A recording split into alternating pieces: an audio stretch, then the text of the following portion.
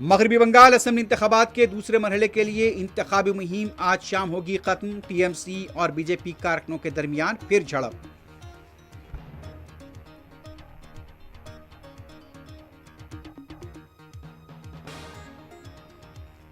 आप पार्टी से मुनहरिफ 7 अरकान की बीजेपी में शमूलियत को सदरनशीन राज्यसभा की मंजूरी। मरकजी वजीर किरण रिजिजू ने किया खैर मकदम।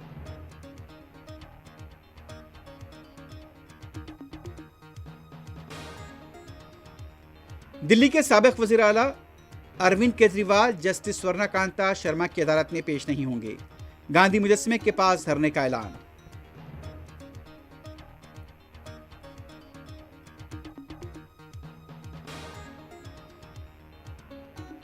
ईरान के वजीर खारजा अब्बास इराक्ची रूस पहुंच गए। अमेरिका के साथ जंगबंदी और इलाकाई सूरत हाल पर सदर पुतिन से करेंगे बातचीत।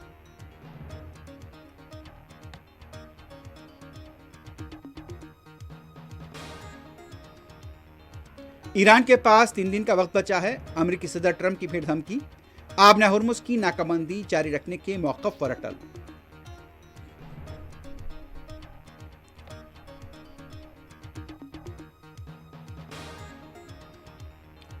लेबनान पर इसराइल के ताज़ा हमलों में 14 अफराद शहीद, मुतअद्दिद जख्मी।